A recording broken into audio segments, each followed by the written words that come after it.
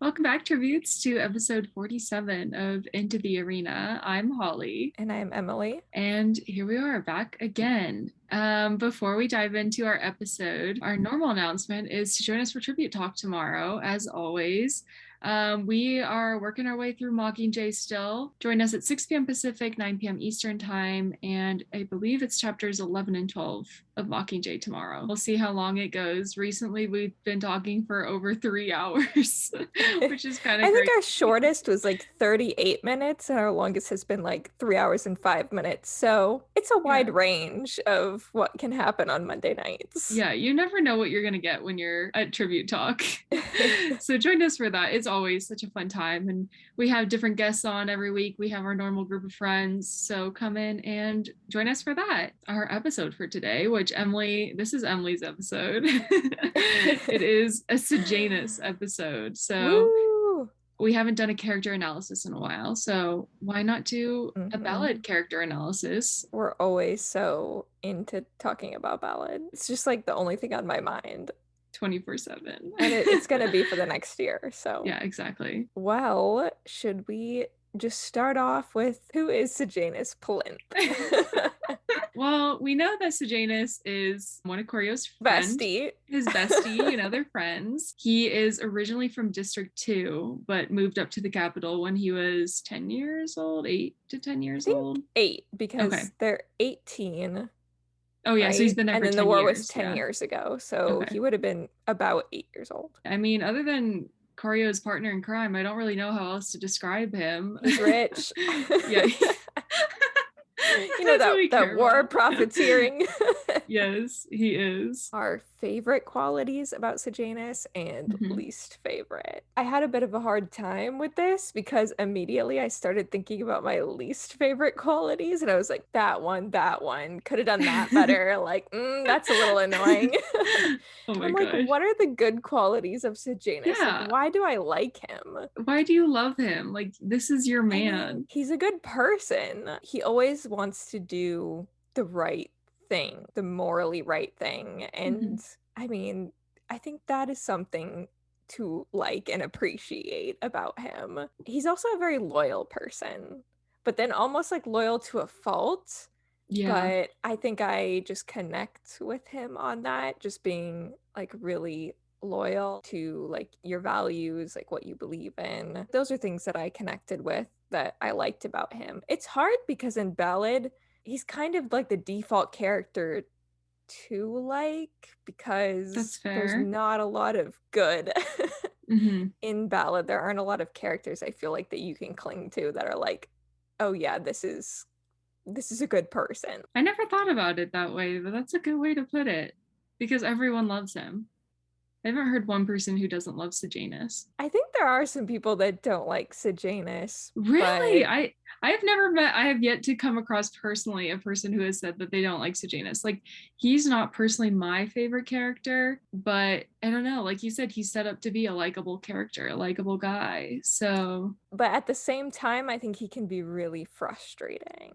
That gets into my qualities that are my least favorite about him. Okay, so I only have one quality that I like about him because I'm one of those people who gets easily frustrated by his character. But he is very selfless. We talked about this in our Enneagram episode. He's so in between like Gale and Peta in terms of like who he is. Like, he's such a giving person. He wants the best for Panem and he knows what is wrong and what is right. But his selflessness is almost like blinding him. It blinds him and makes him almost kind of dumb and naive. So I love his selflessness, but every other part of it just kind of drives me nuts. So for characteristics that we don't like about Sejanus, I actually put that he can be kind of selfish in a way. Okay. So I feel like he's selfless in a way. Like, he's willing to do whatever needs to be done in order to get to the end that he thinks is right. But he kind of doesn't care like what happens in the process or who he takes down, even if it's people that like he cares about, I guess. That's true. Yeah. And I feel like he's just always reaching for like, oh no, like this is the right way to do things. This is the way things have to be done without kind of caring about the people. Like he cares about people in like a really broad sense, but not necessarily who might be affected in the process. Yeah. That reminds me of like a point we'll get into later about my least favorite Sejanus moment. But but yeah, that definitely makes sense. I see where you're coming from with that. And I think mine is kind of like similar. I said like his ignorance to his selflessness. Like it's so, I think you described it really well in a sense that it's like it's very limited, like and very broad. He can be very gullible as well. Yeah, and he's kind of naive. I think that's another word to describe him. It's almost like he believes that humanity is inherently good. And like, I'm not so sure that that's always the best way to think about things, because I think it makes you gullible. Like, he thinks that people are always going to be acting in this good way, even though like the world he's seeing, everything around him, like points not in that direction. Yeah. So for him to just inherently trust Coriolanus, or like just trust the people around him to be good people, it's very, very naive. And it's frustrating. It makes me wonder, why do you love him? I think what I've come to realize, I mean, it's more the dynamic between Sejanus and Snow, and like their friendship, or like not actual friendship, like unbeknownst to Sejanus, that I really like, and less the character of Sejanus himself. It's an interesting dynamic between them. I think that's part of what makes like rereading ballads so fun for me.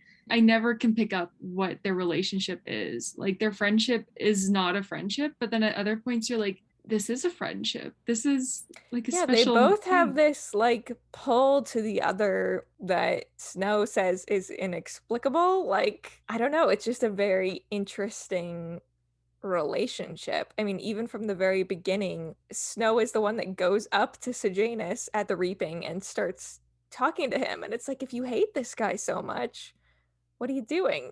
Yeah. Like, so confusing. Okay, what is our favorite Sejanus moment that we have? Just near the beginning, when they're in the classroom together and Sejanus is not afraid to say what he thinks and speak up about the Hunger Games being wrong and unnatural and cruel. I think that's a really good moment from Sejanus, and one where I'm like, okay, I like him. Mine is kind of similar. It's the moment where we see Marcus on screen for the first time, and then he throws the chair at the screen. Monsters, you're all monsters. I compare him so much to like Gale, but it gives me like the good core of who Gale was as a character, and it reflects into Sejanus because of how much he genuinely cares, and just like the shock value. And I mean, I couldn't imagine like the emotions that he's feeling in that moment. And so it's kind of like a weird moment, but I think just seeing it makes me realize like, oh wait, he's not capital, he's from the districts, and this is what's actually like, this is related to him personally. And so I just like to see that and then be reminded that he is not fully capital. Yeah, I like that we picked similar moments like that. Rebellion. Rebellious moments. Like, do you think Gale would act the same way? Oh yeah, I think he would. I think if somebody came up on screen that he knew, I think he would throw the chair. I think he would scream. And then I think he'd be smarter. He wouldn't go into the arena, but okay. I think he would do something else. I think because they're both characters that have such strong emotions in the way that they show them, like they're very open with that, and their anger is very apparent. And so but like thinking about Gale and Katniss, like Gale would go in the woods to rant about things, and it makes me wonder, how did Gale act when he was watching the games? Yeah, Katniss was in it. Do we think he acted similarly? Like they start shooting fireballs at Katniss and he's just like throwing a chair. I feel like that's different because it's for a different audience, I guess. Like it's more so in the in his house. And okay, I mean, Sejanus is literally around the people that could affect change. Yeah. Whereas Gale is just kind of like, I think Gale would just be suffering in silence, to be honest with you. Suffer in silence type. Okay, so I've been talking about the relationship between the besties, Snow and Sejanus. Stop. And how I love that so much. So what is your favorite moment between the two of them? Oh, my favorite moment. This is so easy to pick. Was when Sejanus gets to District 12 and Snow discovers that he's there, and they just have like this huge hug. And it's so wholesome. And it's he's like so for a excited. moment everything is right with the world. Yes, and he's like, Snow is just so happy. That's where I get confused, because Snow is just like, oh, the best voice I could possibly hear. I'm just like, oh. Even if I'm remembering correctly, he kind of forgets about the fact that he should be mad at him. He's just like so happy. But I think one thing I kind of remember from that scene is Snow just being like really happy that he's there, because, oh great, now there's someone around to know how great and superior I am. Stop. It's just this slight little something where he's just pure happy, and he's before just like going him. back into his mindset. Yeah. Oh my gosh, I did love that moment too. But when I first read it, I was like, oh no. Like I knew Sejanus was gonna show back up, but here it is. Like this is bad news for Sejanus. So yeah, I think it's super fun to listen to in the audiobook. Like reading it is one thing. I agree with you. Like the first time I read it, I was like, uh-oh.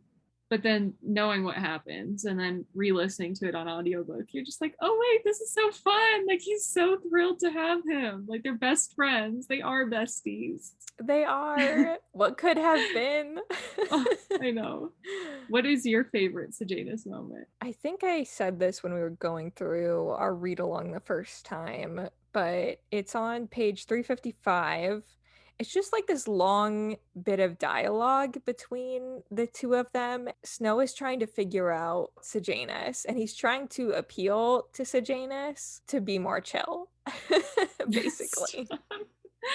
And Sejanus is just complaining about everything, about being a peacekeeper. He's like, well, I thought I could be a medic. Like he's just like wallowing.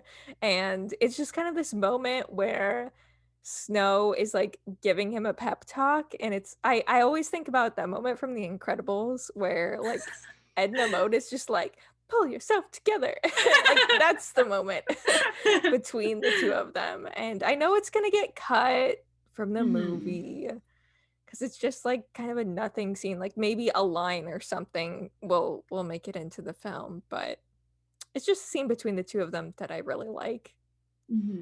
Oh, that's so funny. I do remember you saying that now that you made the Incredibles reference. Just the two of them in District 12 is really the best. Yes. And I can't wait to see part 3 on screen. Now to kind of take a downer turn. So we're going to talk about decisions from Sejanus. You know, Sejanus is the king of good decisions.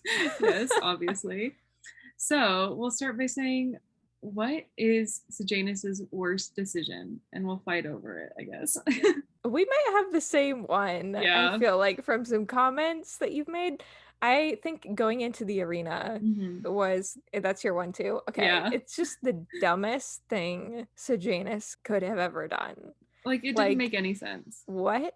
Like, and when Snow is going in there and trying to reason with him, I mean, he's completely accurate. Like, what were you hoping to accomplish by doing this? I kind of think that Sejanus just didn't want to live anymore. Yeah. And so he was like, how can I go out in a blaze, I guess, and like just do one last thing against the Capitol. But the fact that he doesn't think about the Capitol's not going to show it. Like, of course they're not. It's just more of his stupidity. That's exactly what I was going to say. It was back to your point on selfishness and his ignorance, just thinking that he would be able to die and get away with it like that. Like just thinking that was a possibility, because he knew who like Dr. Gall was. He knew who Dean Highbottom was. He knew that he was not going to get away with this. I don't know. It's just so stupid. Somebody would have to go in and fish him out, whether or not it was his dead or alive body, you know? And so he just doesn't think things through. In the moments where he's just filled with emotions, he just has an instant reaction, and he doesn't just, it's like, breathe for a second, think Take about a what minute. you're doing, do some critical thinking. Oh my God. And like, maybe this isn't the best course of action based on your emotions. Yeah, totally. The arena, it becomes such a huge turning point for Snow and his mindset. What happens to him and like the trauma that he has from that experience ends up really like solidifying his worldview on like what people are like. And so we have Sejanus to thank for that. So he is to blame for the villain arc. Right? Wow, I never thought about it that way, but yeah, now that's what I'll think about when I read that. Okay. That's really sad. I know. Snow has to kill someone for the first time. So that's Sejanus's fault.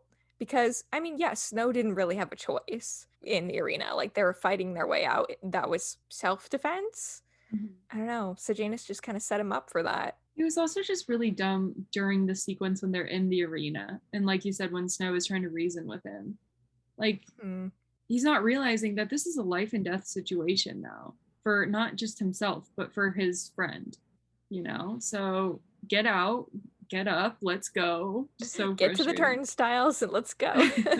Come on. Yeah, so that definitely makes me very upset. I can't wait to see that scene though. Oh, it'll be awesome. It's gonna be fantastic. The whole movie's gonna be awesome. In their red kilts. Let's not talk about the red skirts. I can't. It's the skirt and pant combo that I can't. Just the bright like, pick one or the other. Let's talk about the hanging tree scene. So we all know how that goes down. I'm gonna turn to Emily in the theater and watch her reaction during the maw sequence. Oh my gosh. I don't know if I'm gonna be like sad or if I'm gonna be like pissed off. We'll see. Yeah, we will see. Enjoy the show.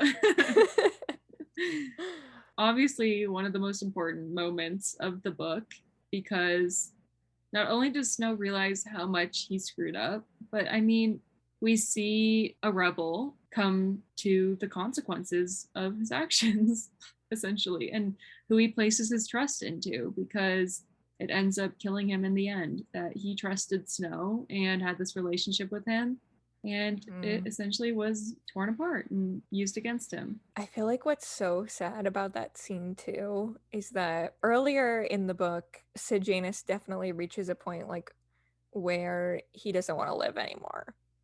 And I think, you know, and then he goes into the arena, and I think after that, there's a whole period of the book where we don't see him at all, and I think he's pretty depressed at that point in the book. And then he goes to District 12 and gets involved with this plot, finally feels like maybe there's some hope for him in his life to get free. And like, by the time he reaches that, then the hanging happens. It's so sad. I mean, the first time I read it, I just remember being like, oh my God, Snow, look what you've done. Just his last words, calling for his mom, is just the hardest thing. Coriolanus describes his death as like thinking about the young boy on the playground. I'm like, oh, that tears me apart a little bit. With the gumdrops. Yes. And their soulful brown eyes. Stop. Maybe Emily will cry. We'll see. It's also just a really dumb moment for Snow, which, I mean, he's usually so smart and one step ahead of everybody. How does he not realize that selling Sejanus out like that is going to go that way? Yeah. I mean, I think it was really naive on him. Maybe Sejanus rubbed off on Snow. Yeah. I don't know. Naive. It'll be hard to see in the theater for sure. I guess to kind of lighten the mood a little bit. How could Sejanus' story could have ended if it didn't end with the hanging tree? I feel like if nothing else had happened, Snow would have dumped Lucy Gray and he just would have went off to District 2. Or Dr. Gall would have got him back. I mean, I don't think there's any scenario in which Snow doesn't end up becoming president. So I guess he would have left Lucy Gray and Sejanus.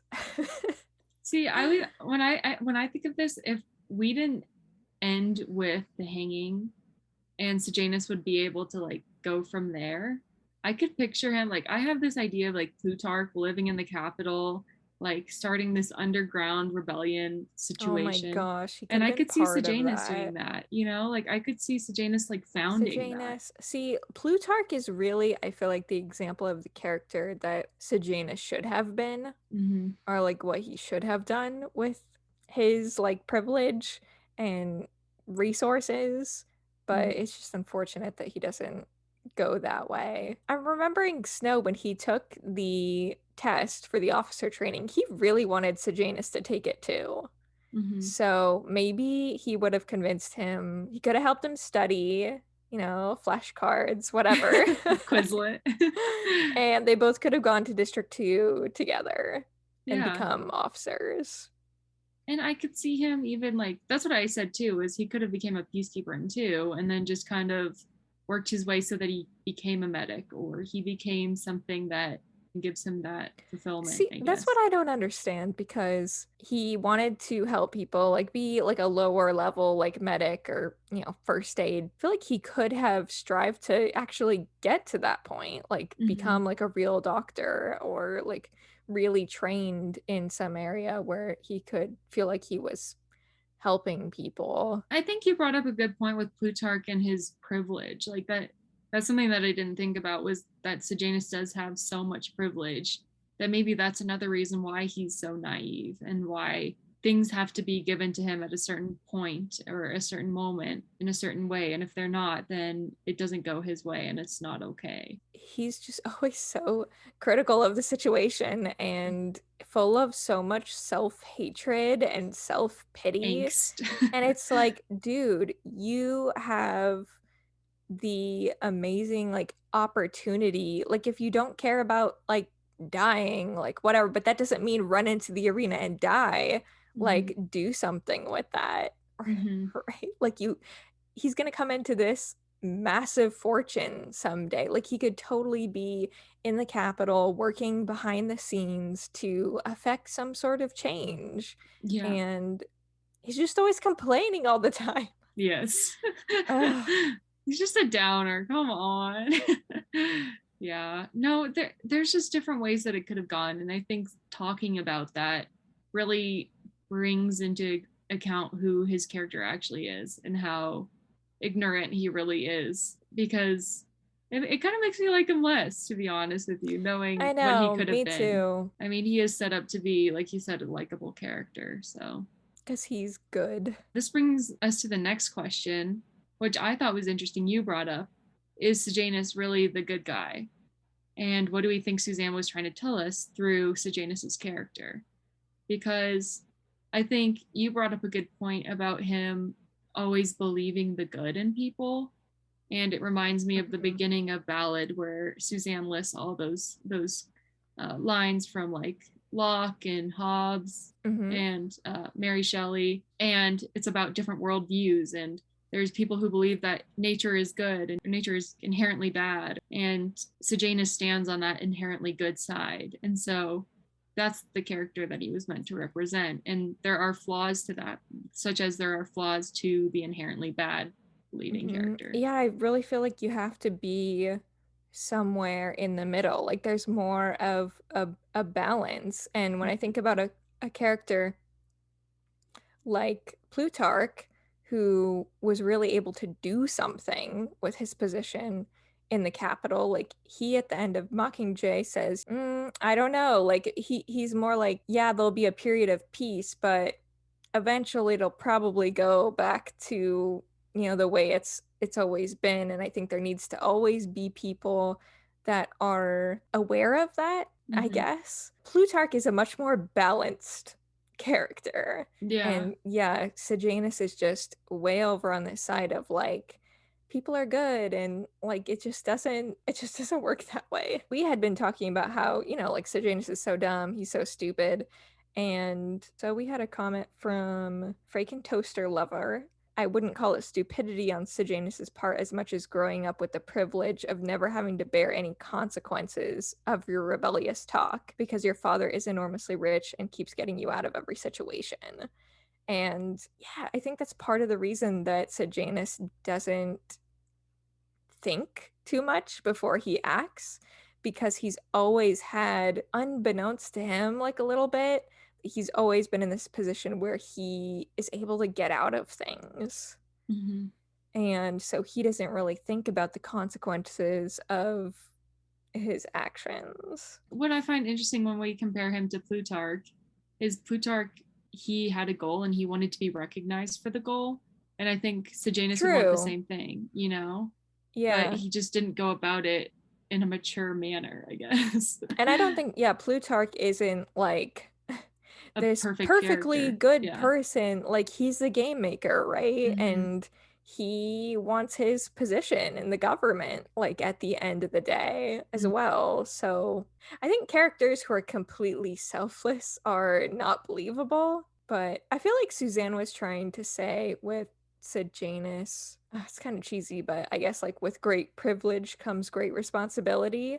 Mm-hmm. And Sejanus doesn't really live up to that. Yeah, and I feel like it's so hard because at face value, like if you just look at the character of Sejanus without all of this discussion, you kind of just like you said, you like him and he's a good guy, but you really have to delve into more of like what are his motives and what is he about and what is he not doing or what does he not even get to do that makes his character. I think he stands on that other side because Coriolanus is the person who thinks like eventually that everyone is negative and everything is inherently bad and every creature is selfish, whereas he counters that. It's so interesting that they're on completely like hard opposite sides of that thinking, and yet like they're the besties.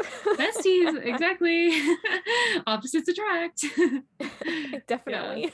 Yeah, but I think his character is definitely meaningful, and especially in the instance of like a high school setting, it's very important to have like those like naive characters who kind of balance each other out as well.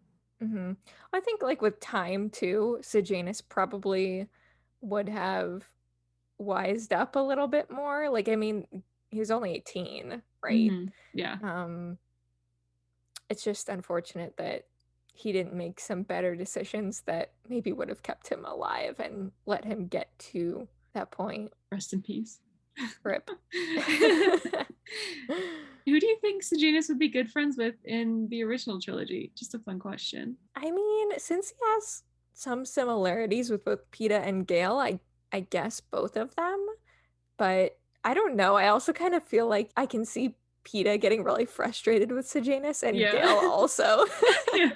So I'm not sure if it would work out or not. That's what I was thinking. I also thought because of the whole medic thing, like maybe Prim would like him, but then I think Prim's also a little bit too smart for him to be like, I think all these characters. She would definitely be like, what are you doing? Like, yeah.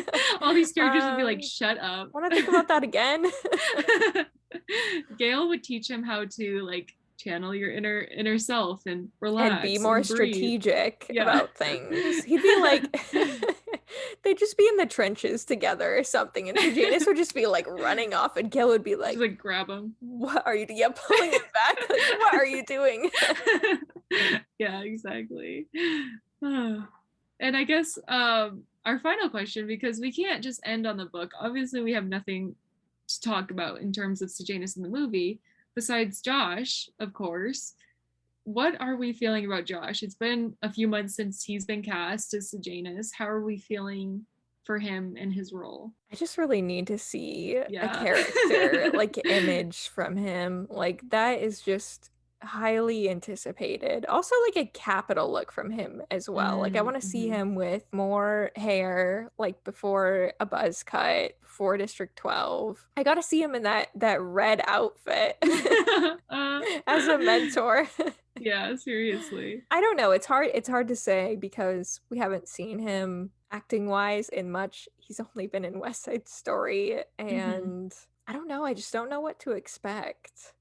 I don't either, because I know when he was announced, like, I mean, I was okay with it. I was more so excited that he was dating Rachel, and I was like, oh my gosh, look, it's gonna be a fun, like, it's gonna be fun promos and stuff because they're dating.